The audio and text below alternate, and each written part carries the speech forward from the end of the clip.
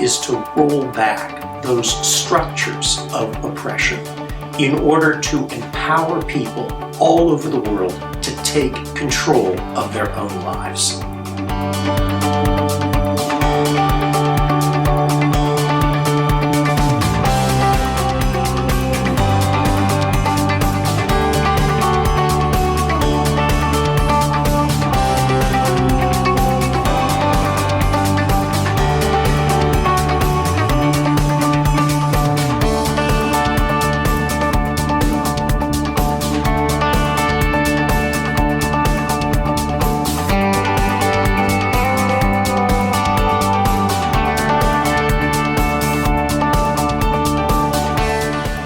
Over our 75-year history, our relentless work has changed lives around the globe. We turn innovative ideas into groundbreaking human rights realities. But where did it all begin? With a call to action. In 1939, Waitstill and Martha Sharp embarked on a rescue mission in Europe organized by the American Unitarian Association. From a post in Czechoslovakia, the Sharps helped dozens of children and adults targeted by the Nazis to escape to freedom.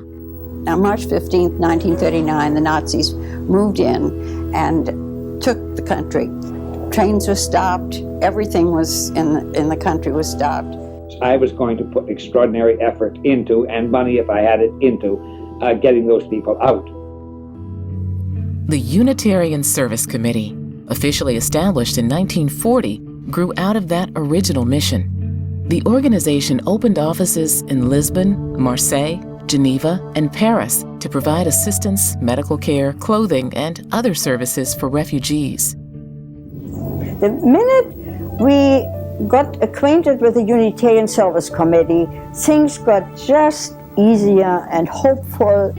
Here were people, human, absolutely human, who tried to help in the most generous way I ever thought would happen. I shudder to think what would have become of us without the Unitarian Service Committee. Following the example of its founders, UUSC acts quickly on behalf of people whose rights are at risk due to political conflict or natural disasters. UUSC supports grassroots organizations, those groups that are highly effective but often overlooked by larger, more traditional aid organizations or by governments. We give them not only financial support, but we strengthen their leaders, we give them voice, and we support their agency. The relief operations in any country are always mounted by the majority force, by the powerful in that society. And so they have the same lenses that discriminate against women, against people of color, against LGBT community. We bring the lenses of race, class, and gender to our work in order to have the most impact and effect social change. For example, during World War II, when Japanese Americans were forced from their homes in the United States, UUSC established hostels for them in New York and Boston. And in the 2000s, when women in Darfur were being preyed upon in camps for displaced people, UUSC created women's centers and a training program for local police that was adopted by the United Nations. Today, UUSC continues to lift up innovation emerging out of the affected communities themselves. After the 2010 earthquake in Haiti, UUSC partnered with the Papai peasant movement to pioneer a new concept in sustainable living called eco-villages. Each village is home to 10 families who fled Port-au-Prince to start new lives. These families are now thriving, using sustainable farming techniques and recycled container gardens to grow food for themselves and to make a living. The first eco-village was so successful that it attracted funding for 5 more, plus a school and a clinic.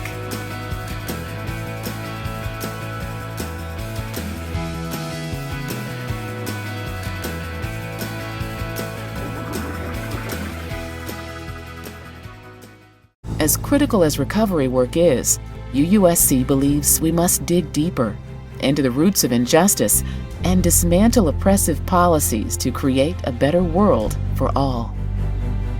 UUSC accomplishes systemic change in many ways. Partnerships with grassroots groups, funding of innovation, mobilization of our members, media campaigns, corporate accountability, litigation, and more. Let's take a closer look at one past example of policy and advocacy work.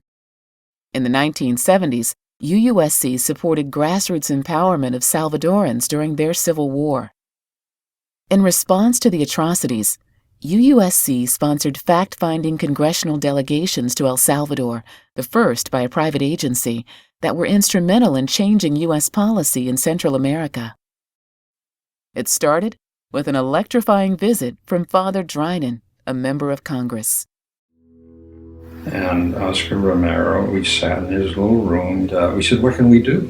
And he said, "Tell the world we really need help badly, and nobody knows what's happening."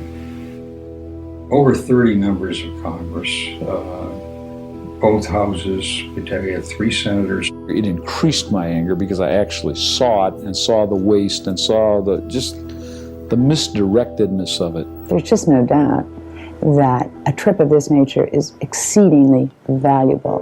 Resolutions that have to do with human rights abuses, requiring investigations, questioning where the money that we're sending to El Salvador is directed.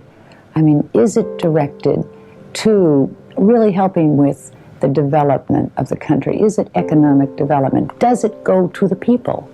And I'm convinced that our work with Congress accelerated the shift away from seeking a military solution to seeking political solutions to each of those civil wars.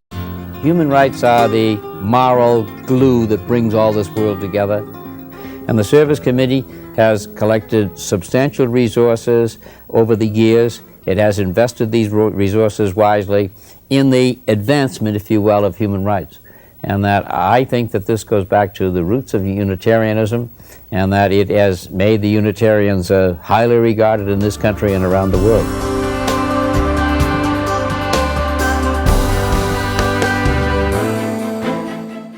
Our successes have always depended on our members.